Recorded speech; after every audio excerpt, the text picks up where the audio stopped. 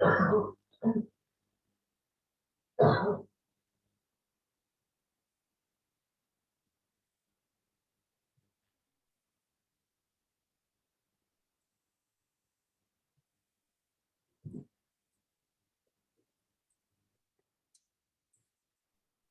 morning, everyone. Thank you very much for joining us today. To all our speakers, to fellow migrants, migrants' rights advocates, and friends, welcome to our online forum entitled Making Migrants Vulnerability History, highlighting and addressing living and working vulnerabilities of migrant workers. This online forum is organized by the Asia Pacific Mission for Migrants and is a side event to the Asia Pacific Regional Review of the Global Compact for Safe, Orderly, and Regular Migration, happening on March 10 to 12, 2021. My name is Ray Assis, and I'm the Program Coordinator for Advocacy and Campaigns of the APMM, and I will be your facilitator today. Before we start our program, we would just like to share with you a few guidelines.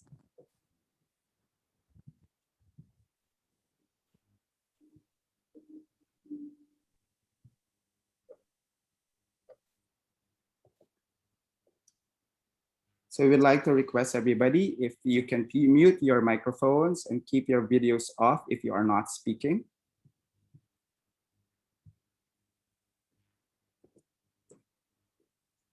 We would also like to request all Bahasa Indonesia speaking participants to stay at the Bahasa Indonesia channel, those who can only speak Nepali to add the Nepali channel, and those who can speak English to stay at the English channel. And if you have any technical questions or concerns, please message our tech support on the chat box. So let us begin.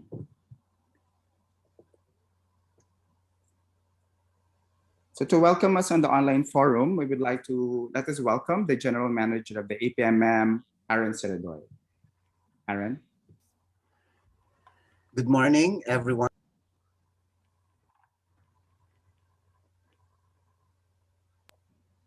Good morning, everyone. Can you hear me? Yes, we can. Hello. Yes, Yes. we can. Okay. Thank you. Thank you very much for coming to this webinar, this forum of the APMM on Making Migrants Vulnerability History. We'd like to thank all our speakers who are from the migrant worker sector, the trade union, and migrants' rights advocates who will be sharing with us today. I also would like to acknowledge the presence in this virtual room, of Dr. Maria Nanette Motus, who's the Regional Director for the International Organization for Migration in the Asia Pacific. And most of all, special thanks to all migrants and migrant workers who are taking time from their work or who may still be working but are managing to participate in this very important meeting.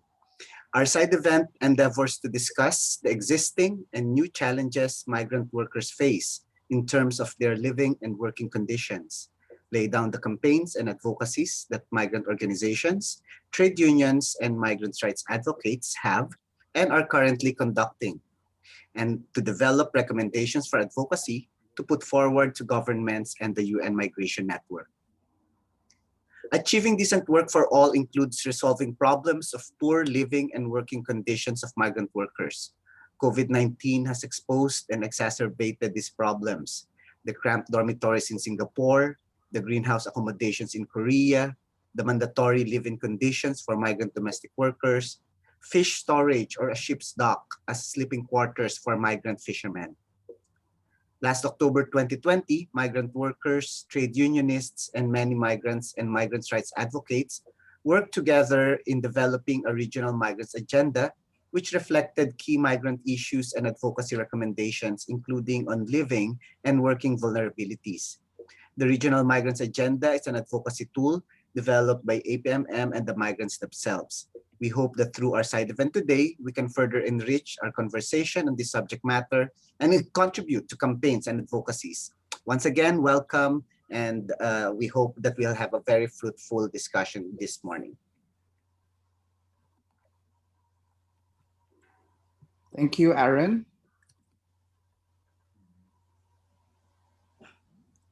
Thank you very much for sharing your welcome to us. To share with us about the problems faced by migrant workers in terms of their living and working conditions, especially during this time of the pandemic, as well as their respective organizations' campaigns and advocacies, we have invited three speakers today. Our first speaker is Udaya Rai. He's the chairperson of the Seoul Gyeonggi Incheon Migrants Trade Union. The Migrants Trade Union, or MTU, is an independent union for migrant workers of all nationalities affiliated with the Seoul Regional Council of the Korean Confederation of Trade Unions. Udaya Rai is originally from Nepal and has now been living and working in Korea for more than 25 years now. Let us welcome Udaya. Udaya? Thank you very much. Today I'm going to present the migrant worker struggle under the era of COVID-19 and the situation of migrant workers in Korea. And first of all, the impact of COVID-19 on migrant workers, the fear from the flash information, for access to COVID-19 related information, discrimination in information cases, information access news, safety text message, and other information are mostly in Korean. Without appropriate information, migrant workers tend to believe false information, and it makes broad fear in migrant communities. Central and local government should provide essential information in migrants' own language systematically. Public marks discrimination in the first stage. From March 6, 2020, the Korean government started marks provision through health insurance system, including migrants who were not included in the system. Almost half of all migrants could buy the public masks. Even migrant workers who have health insurance could not buy masks because they work long hours and many employers prohibited them from going out of company. From April 20, migrant workers, they public masks with alliance registration card, and from July 11, public masks provision programs was closed. Exclusion from the COVID-19 disaster relief fund. Central and local government provided relief fund for people competitively, except for most of migrants. Only marriage migrants and refugees were included. Even after the National Human Rights Commission of Korea recommended Seoul and Gyeonggi to major province government to include registered migrants in their COVID relief fund policy, Gyeonggi local authorities rejected it. Gyeonggi province include registered migrants into its relief fund from 2021. Migrants are mostly excluded from the various support policy, the fund support, emergency employment, subsidiary, low income, household, and communication expense. When migrant workers get fired, they often cannot get any unemployment insurance benefit. At first stage, many Koreans, Chinese women working in small restaurant and service sector were fired under the aggravated anti-Chinese sentiment. Under the current system, the unemployment insurance is not compulsory to migrant workers, employers. So employers would avoid it when they signed contract with migrant workers. Migrant workers unemployment insurance enrollment is just around 2%. Some employers were the force migrant workers to take no pay leave for 1 to 3 months, even more. In the context of COVID-19, migrant workers could not go back to their home countries from when their EPS system working visa period ends. When there is a flight available, they one-way ticket fare jump off to around 1500, which is about 2 or 3 times higher than usual price. Government has extended 50 days of working period for the working visa on working visa holder in consideration of the current situation. But after that period, there is no measure for migrant workers. Also, among migrant workers who went back to their home countries for vacation or the other reasons before, back to the home countries for vacation or the other reasons before, at the beginning of the COVID-19 outbreak, many of them still have not been able to come back to Korean while they are still in the working period. Hate speech and the negative expression towards migrants have increased. Migrants were treated as a potential virus spreader, especially Korean Chinese and Chinese also. Many migrants workers could not get out of their workplace because their employer banned it, thinking that migrant workers could carry the virus. In employers in the contrast, Korean workers of the same the companies would get in and out workplace freely. For example, the member of MTU, Migrant Trade Union, should stay in their company dormitories for almost 3 months. Usually, migrant workers are stuck in the company and the accommodation without adequate engagement with the Korean society. They have little chance to be the virus spreader. Recently, there were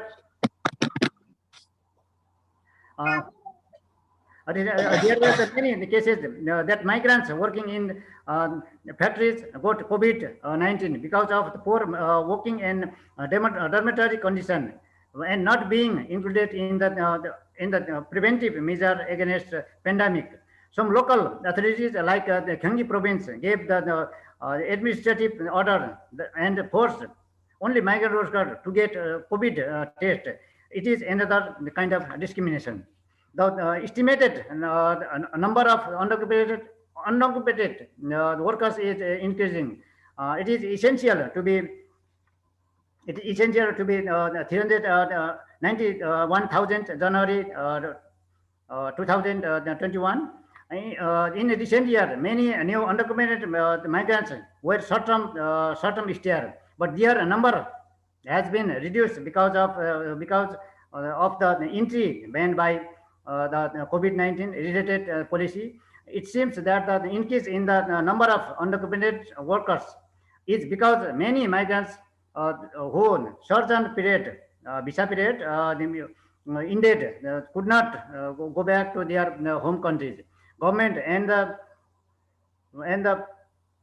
mainstream media have always called them the illegal foreigners, but the first time for the first time, Prime Minister called them as undocumented to induce them to take COVID-19 test anonymously. However, the undocumented migrant did not go for the test in the fear of kind of disadvantage. Without legalization, undocumented migrants would not be able to respond to the government policy. The migrant workers demand need to expand the coverage of social welfare related acts such as the Emergency Aid and Support Act and the National Basic Living Security Act, which only the cover marriage migrants and the refugee. This kind of migrant exclusive acts should be revised. Extension of the EPS employment permit system, the workers working period under the law concerning the EPS, workers cannot work successively for more than 5 years. So it would be possible for the Minister of Justice to give a different type of visa to EPS workers when working period was terminated during the COVID-19 era. Still, freedom of workplace change is essential. Human rights groups and migrant workers feel filed unconstitutionally switch on the act on the employment of foreigner workers with 52 lawyers on March 2020. Migrant workers, especially in agri business and the fishery sector, suffer from actual the forced labor. This restriction of workplace change makes migrant workers the most vulnerable. Compulsory enrollment of unemployment insurance. Migrant workers are also the same workers covered by labor law. There is no reason to exclude from the insurance and the insurance-based policies. Equal support policy to all migrants concerning COVID-19 remedies. Industrial racism is more exploit in the COVID-19 era. Most of support policies are for national, and it is discrimination itself. Enact the comprehensive Anti-Discrimination Act, including anti-racial discrimination. Through this law, the whole society can identify what discrimination is and make effort to reduce racism. Legalization of undocumented migrants, not only for their human and labor right, but also for the preventive measure against COVID-19. Greenhouse is not for the living. It is it is a big problem in Korea for migrant workers. As a human beings, migrant workers have to live in decent dormitory, but there are few dormitories for them. They live in temporary building such as plastic house and container, and that don't have adequate electricity or water. Moreover, the said dormitories have poor in the air conditioning in summer, and as well as poor the heating system in winter in cold weather. The toilets are not inside the dormitories, but outside. These dormitories were built illegally. While providing such bad dormitories, business owner received 300,000 US dollar. Uh, the worker died in the cold greenhouse on the 20 December 2020 while sleeping in greenhouse dormitory on the farm in Pochon. Soking, his name is her name is Soking. The female from the Cambodia died in the cold the weather of minus 60 degrees Celsius. These migrant workers arrived in Korea 2016 and said there were no major problem. The result of the police autopsy revealed that she died of ruptured blood vessel due to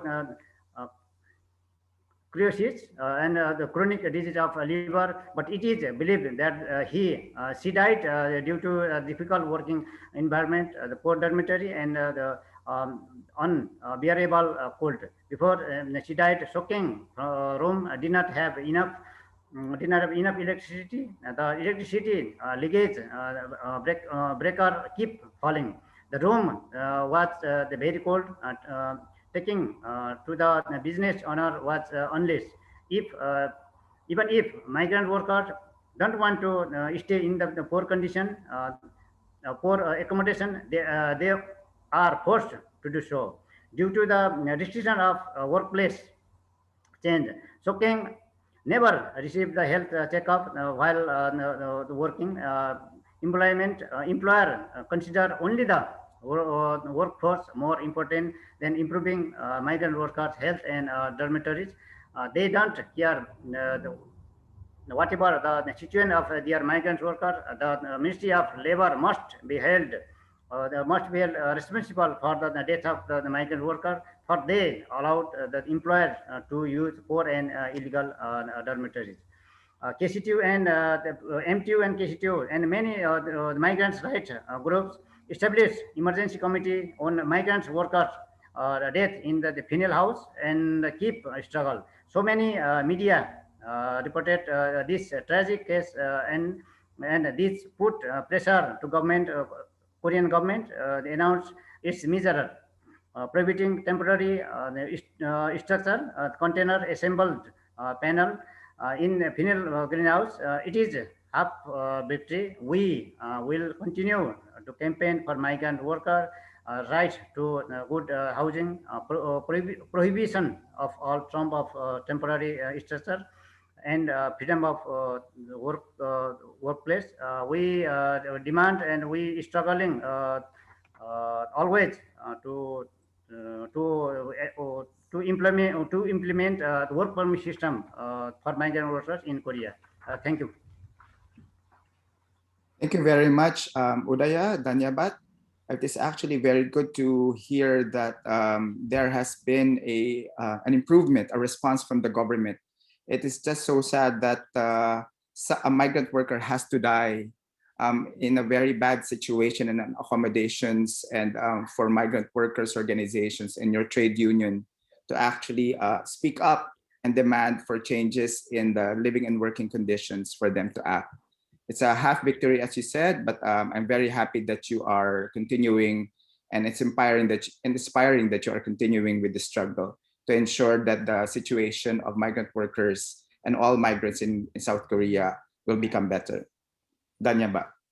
So for our second speaker, we would like to introduce to you Dennis Maga. He's the General Secretary of First Union, one of the fastest growing trade unions in New Zealand, and representing more than 30,000 members across many of the country's well-known companies. Originally from the Philippines, Dennis helped found Migrante Aotearoa New Zealand, a Filipino migrant worker organization, Union Network of Migrants, the Migrant Workers section of First Union, and the Indian Workers Association. Friends, let us welcome Dennis. Kura katoa Rai, welcome from the land of the long white cloud, Aotearoa, New Zealand. What I would do is to help the interpreters as well. I prepared a short PowerPoint presentation just to provide some ideas about the situation of migrant workers in Aotearoa, New Zealand. I hope this will be helpful.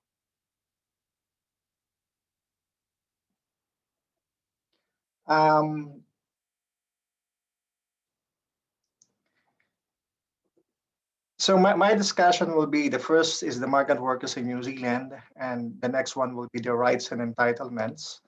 Then the next is what are the challenges that they faced and the government response. And then the First Union campaign and organizing approach, and our initial assessment or summary of the Global Compact Migration State commitments.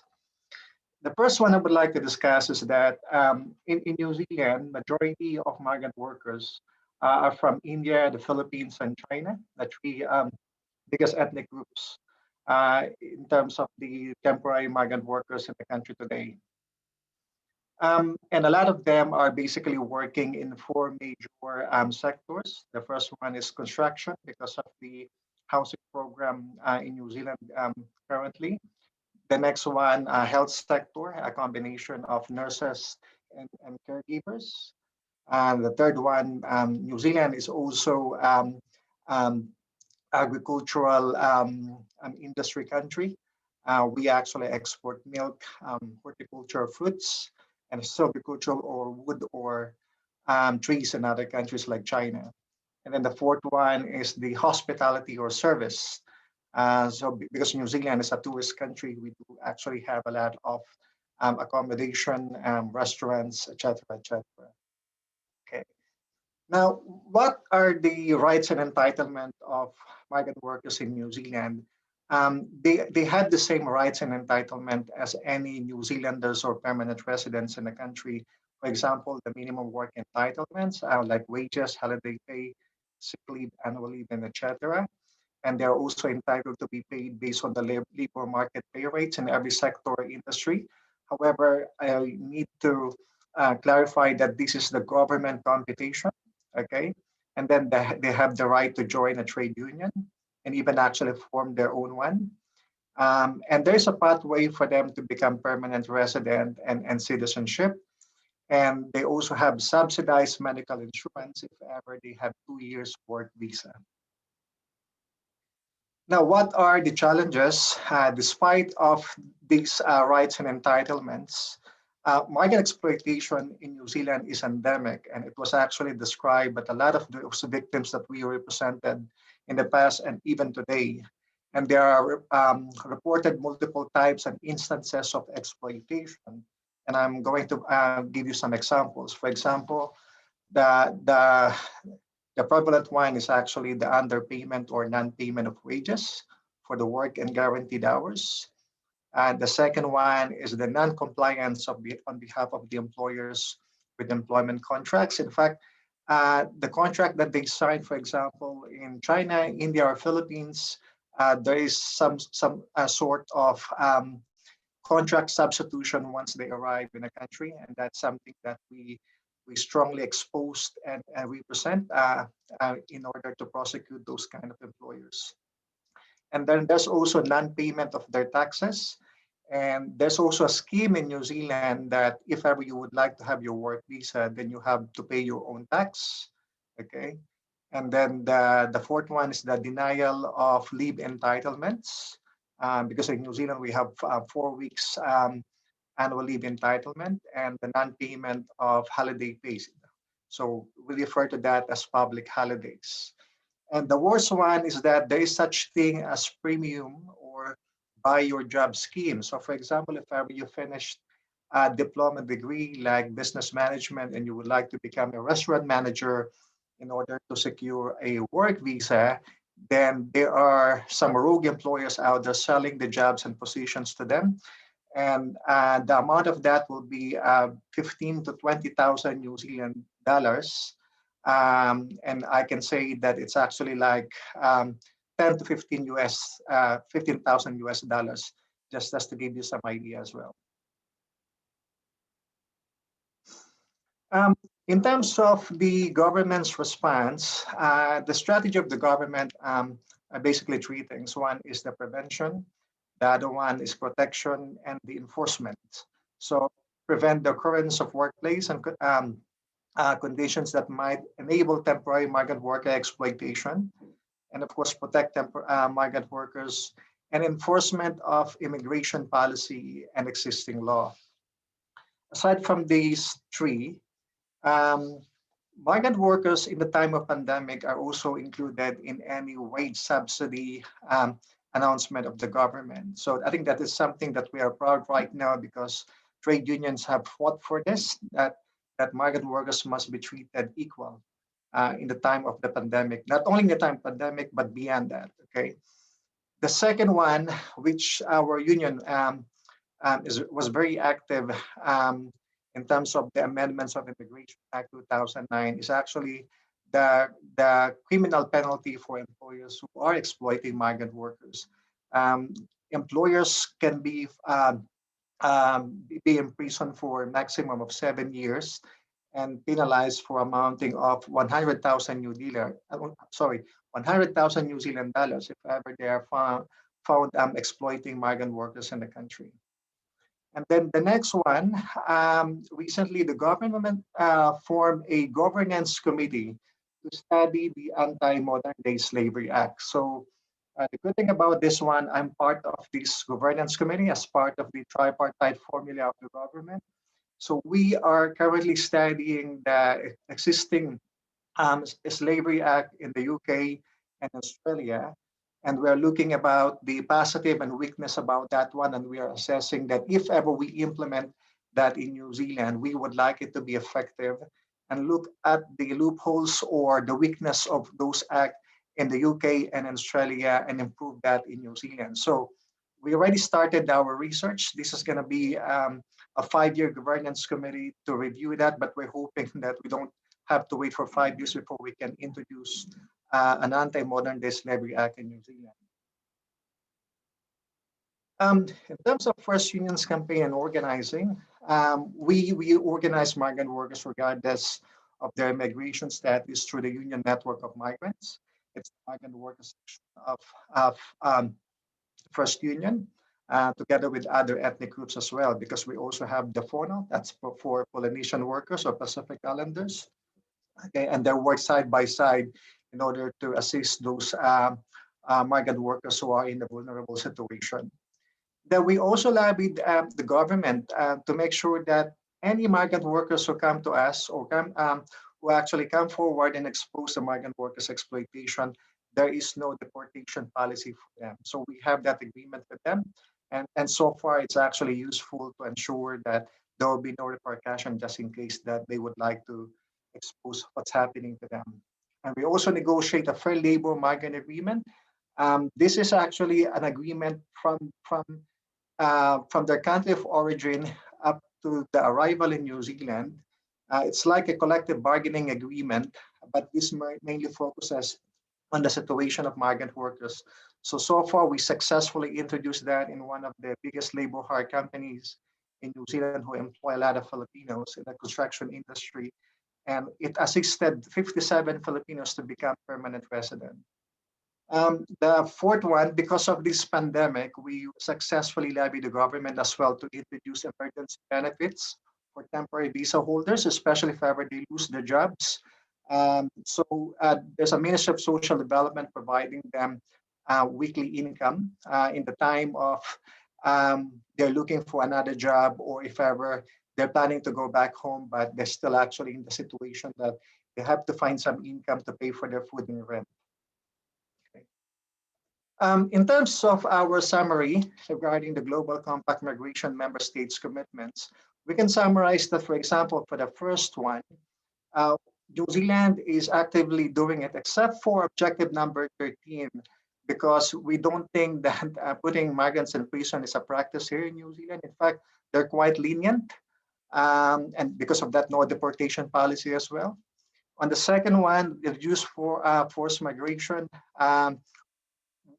it's happening for almost all of them, except that we still have concern about the brain drain for health sectors in the countries like Philippines and India, which are the source of nurses in New Zealand. And the third one is that in terms of improved migration management, I can say that the New Zealand is actually committed and doing everything for that one.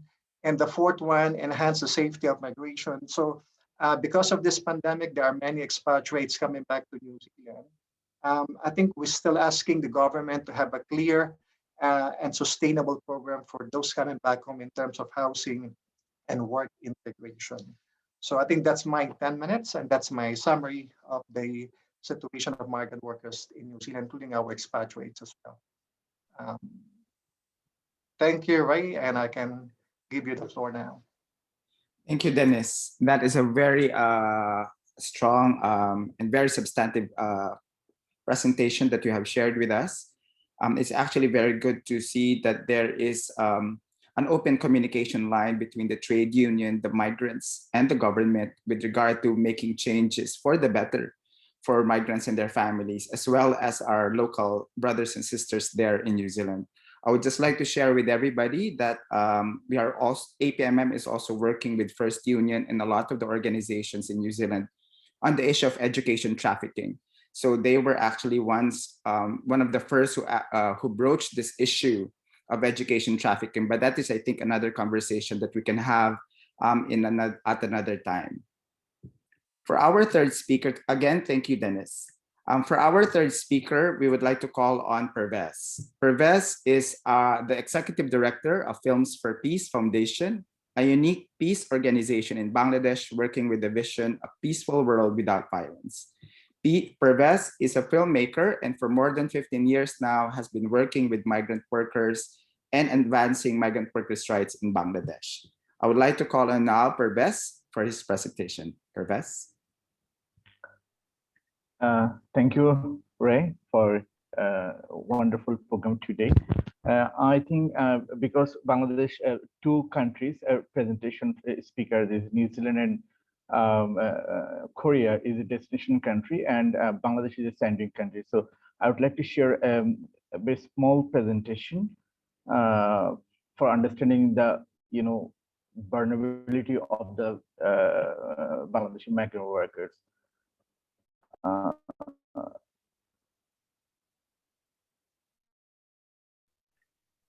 Could you please allow me? Oh, yes. Go ahead. Hold on a second. For your PowerPoint presentation, you mean? Yeah. Okay. You have access now.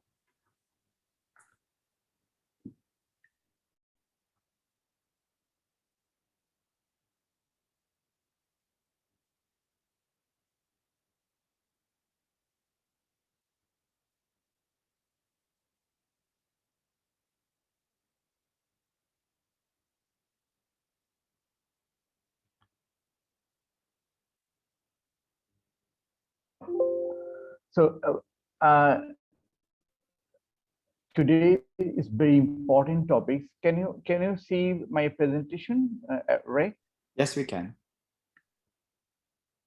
Okay. I just would like to highlight why migration is very important for economy of Bangladesh and for the people of Bangladesh, and also the vulnerabilities faced migrants workers during this pandemic and others situations. So from the title, pictures, I think you can understand that the living condition of Bangladeshi migrant workers.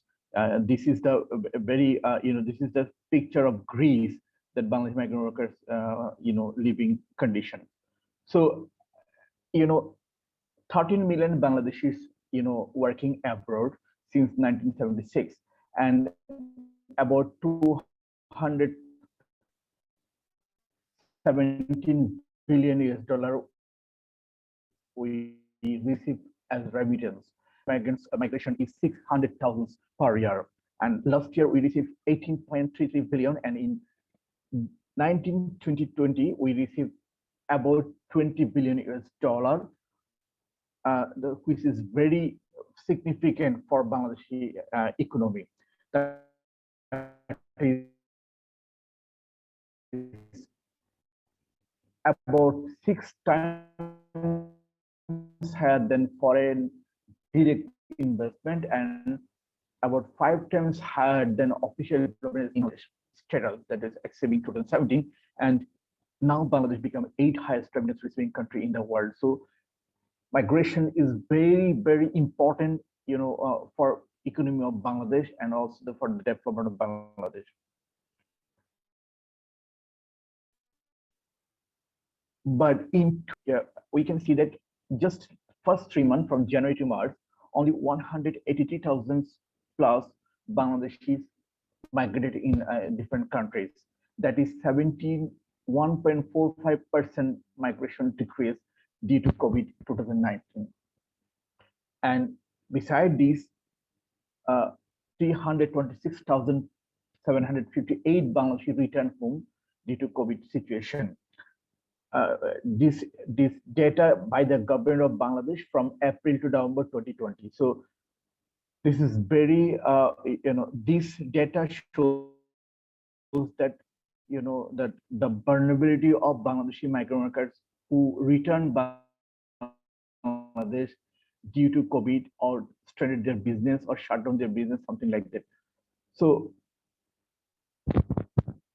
within this time, 70,000 Bangladeshi migrants, found COVID positive in 2020, and more than 2,330 Bangladeshi died due to COVID, and 989, almost 1,000 Bangladeshi already died in Saudi Arabia in 2020 during the COVID, due to COVID. So this is the health situation of Bangladeshi migrant workers is really so tough in destination countries, and we found that these more than 300,000 Bangladeshi migrants who return Bangladesh, most of them are forced deportation. So we found that 46% migrants only got opportunity to test COVID who return from the GCC countries. Others are not got opportunity to test COVID-19. and who returned, we found that most of are unemployed or reduced income, and that's why they came back to Bangladesh. And and many have lost their opportunity to fly or remigrate and return home with empty hands. So this shows that Bangladeshi migrants, became more vulnerable during the COVID situation. As I mentioned, that more than 300,000 Bangladeshi might return home due to the COVID. The rumor that Bangladeshi migrants are bringing coronavirus, and these people blame the migrants, especially their, relatives and community and the government. As many migrants are facing resistance and maltreatment for the Bangladeshi migrants during the COVID situation, though now is improved significantly. Very sad news for Bangladeshi migrants, especially those people who returned from the Vietnam in August and in September. They are arrested after 14 days quarantine, that 80 migrants, because they migrated through official channels, and when they migrated to Vietnam, they found there's no job opportunity for them, and it was totally a vulnerable situation, and they raised their voice against the recruiting agencies. And when they returned home, Bangladesh government or Bangladesh police arrested these migrants people, and Films4Peace and also the Bangladesh Civil Society Coordination Committee on Migrant Worker Rights, they raised voice against this state, initiative that arresting Bangladeshi migrant workers. And beside this, Bangladesh, just before this migrant worker arrest, Bangladesh also arrested 219 migrants who returned from Middle East. These people, minimal cases, that is overstaying or deportation, something like that. So Bangladesh also arrested these migrants. So this situation is really vulnerable for Bangladeshi migrant workers, and we raise our voice against the initiative of Bangladesh government.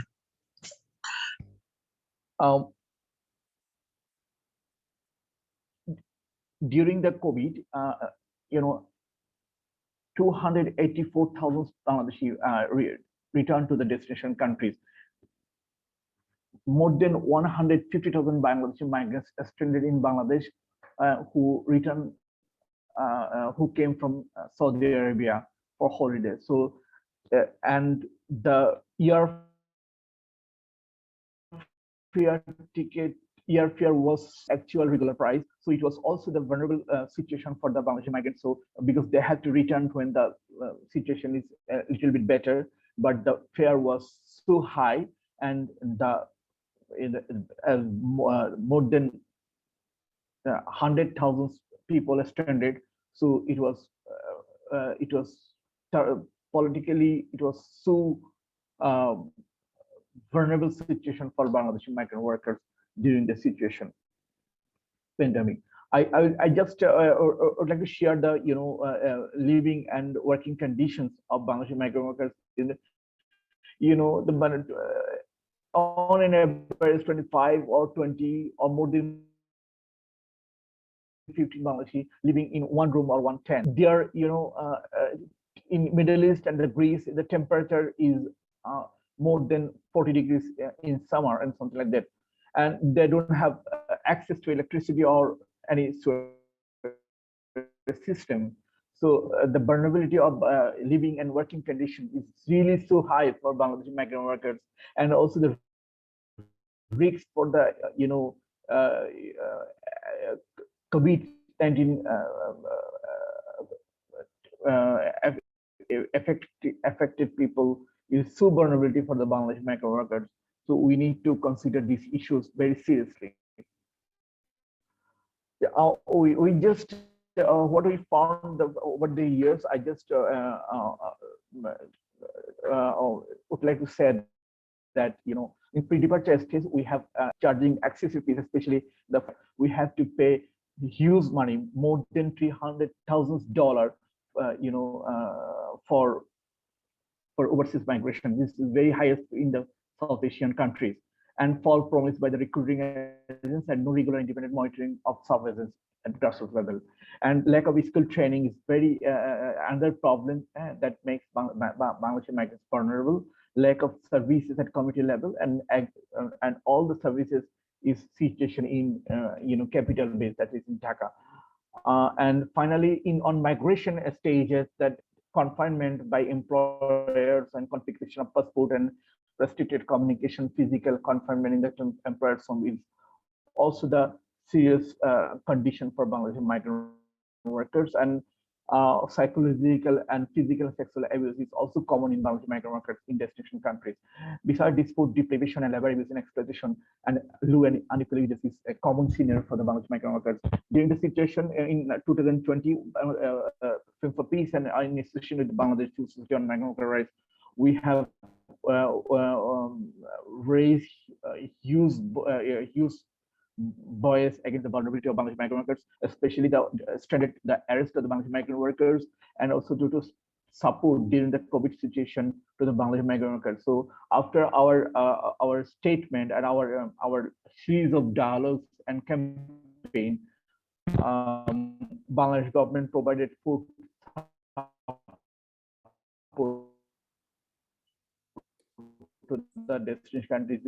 Though if those who return from destination countries, Bangladesh government declare 500 crore BDT taka for the reintegration of the Bangladeshi migrant workers, and international organizations and civil society are trying to provide support for the Bangladeshi migrant workers for food and other social enterprise for the Bangladeshi migrant workers, and still they are facing huge vulnerability, and the situation is going day by day very worse. So we hope we are fighting continue to protection of the Bangladeshi migrant workers, and international community and the Bangladesh government will play a vital role to protect Bangladeshi migrant workers. And this is from Bangladesh on behalf of Films4Peace. Thank you so much. Thank you, Pervez. This is really very good input and information from you. I'm very happy to see that despite all the many challenges that are being faced by migrants, we have a lot of migrant workers organizations and friends of migrants in Bangladesh who are pushing for change and who are actually advocating the government to make changes into these policies. I know that Bangladesh is a champion country for the GCM, and these good points and advocacy points that you actually have raised will be very good for us in our engagements with the Bangladeshi government. At this point, we would like to request our friend from the International Labour Organization to give a reaction to the presentation from our three speakers. She is Anna Olsen, and she's the technical specialist for the Triangle in ASEAN program. So we'd like to welcome Anna. Thank you very much, Ray. I hope you can hear me fine. We can, yes. Excellent. Good morning, everybody from Bangkok. First of all, my extreme and sincere thanks to Udaya, Dennis, and Pervez for your presentations. It's always an honor and honestly quite humbling to appear alongside such activists who really are taking part in this important struggle for migrant workers' rights. So first of all, my respect to you, and my thanks also to APMM for setting up this side event. In the interest of time, I'm going to make just a few short points that I think maybe will draw together some of the presentations that we've heard today. The first point, and I think it is critical, is that the problems of migrant workers are, of course, a shared struggle. We've heard from New Zealand, we've heard from Bangladesh, we've heard from Korea, but it is a struggle that we see across the Asia-Pacific region and absolutely crucial to solve if we are to achieve the goals of the GCM. COVID highlighted issues and decent work deficits that we knew already existed for migrant workers, but have been exacerbated by the pandemic. So in the health crisis, for example, While migrant workers are just 38% of the workforce in Singapore, they were 90% of the COVID-19 cases. Where they were 15% of the workforce in Malaysia, we see that they are 30% of the COVID-19 cases. And this from the data indicates that there are systemic problems that are putting migrant workers' health at risk during this pandemic, but of course will continue to put migrant workers' health at risk if we don't change them in the future. The ILO has recently done a piece of research on experiences of migrant workers during COVID-19. It's still upcoming, so the figures are tentative, but I wanted to highlight some of these in the context of this side event. So we surveyed a number of migrant workers in destination countries, and we asked them about the healthcare and the prevention mechanisms that they are being provided by employers. And over a third reported that they buy their own personal protective equipment, masks, gloves, and hand sanitizers. And of course, that is not a solution for protecting migrant workers' health. Interestingly, of those that responded that they did not have personal protective equipment, 81% of those workers were indeed women. So we also see that there is a gender aspect to how women migrant workers are protected, sometimes differently because of the sectors and the conditions in which they work.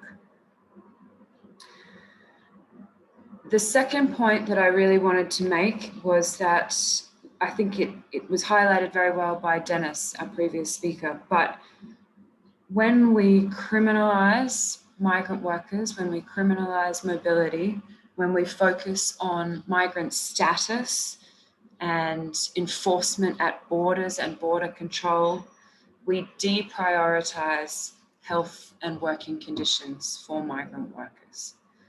And I hope that we have seen and documented this effectively during this COVID-19 pandemic to shift that balance around migration governance, to focus more strongly on the conditions of migrant workers' health and working conditions.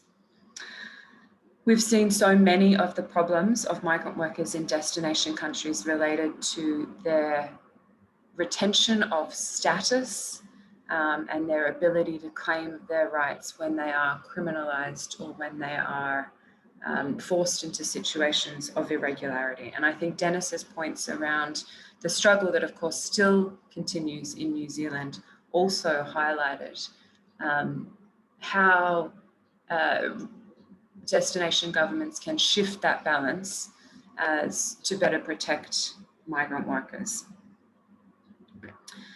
Sadly, when we've seen migrant workers terminated during the pandemic, we've also seen them unable to receive salary payments and benefits. 97% of those that we surveyed were not able to receive salary payments and benefits when they were no longer employed. And the majority didn't have savings to cover their needs like food, healthcare, housing, and personal needs.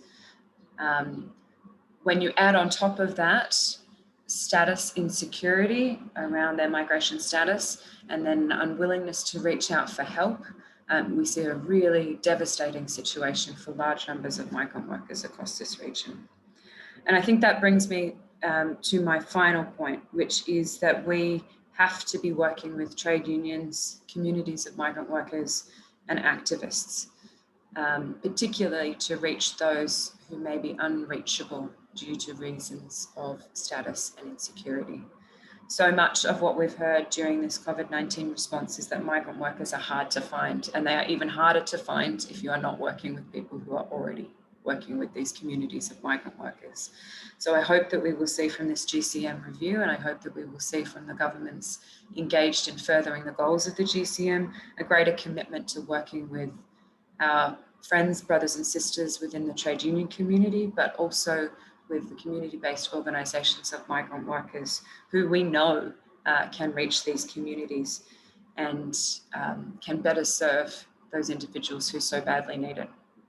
My thanks very much for having me and for having the ILO here present in this important event today. And I will stop so we at least have a couple of minutes for discussion. Thank you very much. Thank you, Anna. I would suggest that you do not turn off your video because we will now be opening our the floor for inputs or questions, interventions from our participants. While we are, please feel free to raise your hand, or you can also turn on your video if you wish to give an intervention. But I would just like to share with everybody, I'm very happy to tell you that our interpreters today are migrants. We have Relina Gurung. She's actually, I think she's a permanent resident here in Hong Kong, and she's interpreting for from English to Nepali and back. And Annie Lestari is an Indonesian domestic worker. If some of you were there at the commemoration of the International Migrants Day by the UN last year, she was one of the speakers there. She is the chairperson of the International Migrants Alliance. She actually was the speaker at the UN Summit on Migrants and Refugees, and she's helping interpret from English to Bahasa for our Indonesian sisters who are present in this meeting. I would like to ask now if there are any questions or comments from the floor. I have Ms. Neneth from IOM has actually posted on the chat box, and I'd be happy to read it for everybody. She said that thank you very much and appreciate all the presentations. These are critical information that we all should be aware of and will inform our collective advocacy with governments, partners, and all stakeholders, including the UN migration networks, particularly as we will continue to live in a COVID world for the foreseeable future. We will also continue our advocacy for migrant-inclusive vaccination in our region. I have a question perhaps for our speakers, including Anna. There is this campaign right now for making COVID available to everybody, including migrants, and a migrant-inclusive COVID vaccination plan. The question, however, is there are also challenges or barriers that they face because apparently immigration protocols, especially policies on undocumented migrants, and others have actually made it challenging for them to access this. Is there how are governments addressing this, or how are your organizations addressing these issues if ever they are present in your respective areas? This is for our speakers. And then for ILO, is there anything that we could actually do in terms of advocacy with regard to these barriers to accessing vaccination plans? Maybe we could start with Dennis. Yeah, that's a good question, Aaron. I think 3 weeks ago, I was one of those trade union leaders who had a meeting with the Prime Minister and the Minister for the health sector, and we had this discussion. One thing that they clarified to us is that vaccination in New Zealand is for everyone, regardless of your immigration status. That's one. The second one is that there will be no connection of any government agency, especially Immigration New Zealand, once you decide to be vaccinated. So meaning your information will not be passed on to Immigration New Zealand. And because our biggest concern is that we have a lot of Polynesians who are undocumented, and that's something that trade unions advocate in that meeting. So I think we're quite proud of that response from the Prime Minister. And the third one, we asked the Prime Minister to say that publicly so we can actually encourage everyone to be vaccinated. The fourth one, we also asked New Zealand, being a country where they have some budget or resource, to contribute to people's vaccination, especially to countries needing some money. My understanding is that New Zealand has committed 17 million for that special fund, especially in the Asia Pacific region. Thank you, Dennis. Anna? Although I think there is also a question for you from the chat box, and if I may, this is from Tetet. How do you see migrants and advocates pushing for a GCM that actually addresses fundamental reasons for forced migration, poverty, inequality, climate change at home countries, especially with the voluntary and cherry-picking nature of governments, both in sending and destination countries? Anna?